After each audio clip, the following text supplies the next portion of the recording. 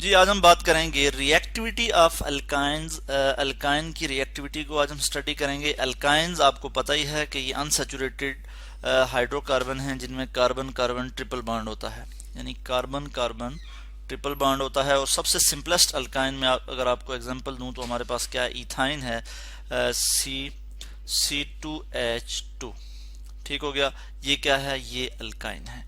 तो अल्काइन की रिएक्टिविटी में अगर हम इसकी रिएक्टिविटी अगर हम डिस्कस करें तो इसमें हमें पता है कि जो सबसे पहला बॉन्ड है वो, यानी ये वाला जो बॉन्ड है, इसको हम कहते हैं ये सिग्मा बॉन्ड है। यानी इसमें एक सिग्मा बॉन्ड है, सिग्मा बॉन्ड, जिसको हम इस तरह से शो करते हैं, सिग्मा बॉन्ड। और सिग्मा बॉन्ड कितने हैं जी, एक सिग्मा बॉन्ड है, सही हो गया। और जो इसमें पाई बॉन्ड है वो कितने हैं, दो पाई बॉन्ड है। पाई बॉन्ड क्या है जी, इसमें दो हैं, तो मैं इसको यहाँ लिख लूंगा, पाई बॉन्ड 2। और ये किस तरह से बनते हैं ये हमने पढ़ा भी था, एसपी हाइब्रिडाइजेशन जो हमने पढ़ी थी। यानी इसमें कौन सी हाइब्रिडाइजेशन होती है, बल्कि इसको मैं ज़रा बेहतर करके लिख लूँ, एस पी हाइब्रिडाइजेशन। और हाइब्रिडाइजेशन का आपको पता है कि क्या होता है, कि overlapping of orbital, atomic orbital, overlapping of orbital जो होती है, इसको हम कहते हैं कि वो sp हाइब्रिडाइजेशन है। यहाँ पे अगर हम देखें तो आपको पता ही है कि कार्बन का जो एटॉमिक नंबर है वो क्या है, 6 है। और इसकी अगर हम इलेक्ट्रॉनिक कन्फिगरेशन देखें तो 1s2, 2s2, 2px, 2py, 2pz, सही हो गया। तो इसमें हम अब पुट कर लेते हैं, यहाँ पे एक इलेक्ट्रॉन यहाँ पे आएगा, एक इलेक्ट्रॉन यहाँ पे आएगा। ये कार्बन की ग्राउंड इलेक्ट्रॉनिक कन्फिगरेशन है। ग्राउंड स्टेट में जो इलेक्ट्रॉनिक कन्फिगरेशन है वो ये है कि कार्बन के आउटर मोस्ट शेल में कितने इलेक्ट्रॉन है, 4 इलेक्ट्रॉन है, मगर 2 जो है वो अनपेयर्ड इलेक्ट्रॉन है। ठीक हो गया। तो होगा क्या कि यहाँ पे जो ये जो 2 इलेक्ट्रॉन है, ये यहाँ से, इनको भी मैं इसी फॉर्म में इस तरह से लिख लेता हूँ कि ये जो इलेक्ट्रॉन है यहाँ से ये जंप करके यहाँ चला जाता है। तो यहाँ पे फिर क्या हो जाता है कि यहाँ पे भी एक इलेक्ट्रॉन इस तरह से आ जाता है, और 1 2 3 4, ठीक है, 4 अनपेयर्ड इलेक्ट्रॉन आगे हैं। यहाँ पे क्या होता है कि 2s और 2px, ये दो ऑर्बिटल जो है आपस में इंटरमिक्स होते हैं, और हमारे पास दो sp हाइब्रिड ऑर्बिटल आ जाते हैं। ठीक है जी, इस तरह से मैंने यहाँ पे लिख लिया, 2s और 2px ये आपस में इंटरमिक्स होंगे, और हमारे पास दो हाइब्रिड ऑर्बिटल आ जाएंगे, sp, यानी दो sp हाइब्रिड ऑर्बिटल आ जाएंगे। और इस प्रोसेस को हम कहते हैं sp हाइब्रिडाइजेशन। इसके मतलब हम डिटेल में इससे पहले जो है वो पढ़ भी चुके हैं। जो दो py और 2py 2pz ऑर्बिटल ये आपस में साइड बाय साइड ओवरलैप करते हैं, तो जिसकी वजह से क्या बनता है, पाई बॉन्ड बनता है। आपको पता ही है कि s ऑर्बिटल की अगर हम शेप देखें तो वो किस तरह से होती है, स्फेरिकल होती है, स्फेरिकल शेप होता है। p ऑर्बिटल जो है वो किस तरह से होता है, डम्बेल शेप होती है। इस तरह से मैं अगर ड्रा करूं तो इस तरह से शेप होगी इसकी। ठीक है, तो ये हमारे पास क्या है, ये p ऑर्बिटल है, और ये क्या है, ये s ऑर्बिटल है। ठीक हो गया।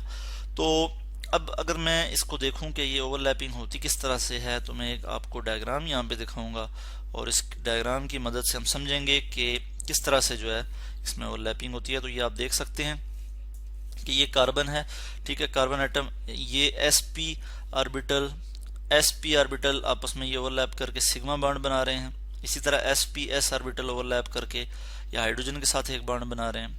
ठीक हो गया। और py और pz ऑर्बिटल जो हैं ये आपस में साइड बाय साइड ओवरलैप करके दो पाई बॉन्ड बना रहे हैं। हाइड्रोजन के पास आउटर मोस्ट शेल में एक s ऑर्बिटल है, ठीक है, और यहाँ पे ये कार्बन के पास sp ऑर्बिटल है। तो दो ये जो है sps ओवरलैपिंग हो रही है, ये आप समझें कि ये आपस में ये बॉन्ड बना रहे हैं हाइड्रोजन के साथ, sp और s जो है ये बॉन्ड बना रहे हैं। और sp ओवरलैपिंग से जो है, सॉरी, sp ऑर्बिटल जो है आपस में जो है कौन सा बॉन्ड बना रहे हैं, सिग्मा बॉन्ड बना रहे हैं। तो इसी तरह हम अगर देखें कि जो इथाइन है, इथाइन जो कि सिंपलेस्ट एग्जांपल है किसकी, अल्काइन की, ETHYNE, इथाइन।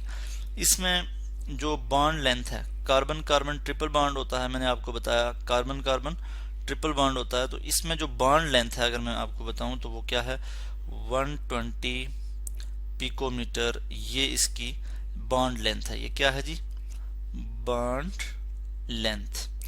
और इसके बरक्स अगर हम देखें इथीन को हम देखें, क्योंकि इथीन से हम कंपेयर करेंगे इसकी रिएक्टिविटी। तो इथीन आपको पता है कि कार्बन कार्बन डबल बॉन्ड होता है उसमें, और इस तरह से यानी हाइड्रोजन लगे होंगे। ये जो इस तरह से मैं लिख रहा हूँ यानी इसमें हाइड्रोजन भी है यहाँ पे। तो इसका जो कार्बन कार्बन डबल बॉन्ड जो इसकी जो बॉन्ड लेंथ है वो क्या है जी, वो है जी 134 पिकोमीटर। तो बॉन्ड लेंथ किसकी कम है, इथाइन की कम है। तो इथाइन के जो पाई इलेक्ट्रॉन है, हम कहते हैं जो पाई बॉन्डिंग में हिस्सा ले रहे हैं, पाई बॉन्डिंग में है, यानी वो जो इलेक्ट्रॉन है वो दो न्यूक्लियाई के दरमियान ज़रा टाइटली पैक्ड हैं, उनकी डेंसिटी जो है उन्हीं के दरमियान है। ठीक है, वैसे तो हमने पढ़ा है कि पाई बॉन्ड में क्या होता है कि जो पाई बॉन्ड जो होता है उसमें जो इलेक्ट्रॉन की डेंसिटी होती है वो above and below the nuclei होती है। ठीक है, यानी जैसे यहाँ पे है सिग्मा बॉन्ड टाइट होगा, स्ट्रांग बॉन्ड होगा, क्योंकि दो न्यूक्लियाई के दरमियान जो है इलेक्ट्रॉन की डेंसिटी होती है, और वो इलेक्ट्रॉन जो है वो टाइटली जो है वो आप यूँ समझें पकड़े हुए होते हैं और पैक होते हैं। तो जो अबव और बिलो द न्यूक्लियस प्लेन होगी तो उसमें इलेक्ट्रॉन जो है ऊपर और नीचे उनकी डेंसिटी होगी। कोई भी इलेक्ट्रोफिलिक रिएजेंट उन पे अटैक कर सकता है, यानी जिसको इलेक्ट्रॉन की ज़रूरत होती है। तो यहाँ पे होना तो ये चाहिए कि जो है इथाइन इसमें 2 पाई बॉन्ड है और इथीन में 1 पाई बॉन्ड है, तो इसको ज़्यादा रिएक्टिव होना चाहिए, मगर ऐसा नहीं है। उसकी वजह यह है कि इथाइन की जो बॉन्ड लेंथ है वो कम है और इथीन की जो बॉन्ड लेंथ है वो ज़्यादा है, इसलिए इथीन जो है वो ज़्यादा रिएक्टिव है। इथीन क्या है, हम लिखते हैं कि more reactive than ethyne, ETHY, more reactive than ethyne. और इथाइन जो है वो लेस रिएक्टिव है किससे, इथीन से। ठीक है, यानी इसमें जो पाई इलेक्ट्रॉन्स हैं और pi electrons of triple bond, ethyne की मैं बात कर रहा हूँ कि pi electrons of triple bond they are less exposed than the pi electron of the double bond, कि वो जो इथाइन के जो पाई इलेक्ट्रॉन है वो लेस एक्सपोज हैं किससे, इथीन से, क्योंकि इसमें जो बॉन्ड लेंथ है वो शॉर्ट है और इलेक्ट्रॉन जो है वो क्लोजली पैक हैं। अगर ये न्यूक्लियाई है इसका और एक न्यूक्लियाई इसका ये है, तो इनके दरमियान इलेक्ट्रॉन की डेंसिटी ज़्यादा है, जिसकी वजह से वो कम एक्सपोज हैं और इथाइन जो है वो लेस रिएक्टिव है देन इथीन।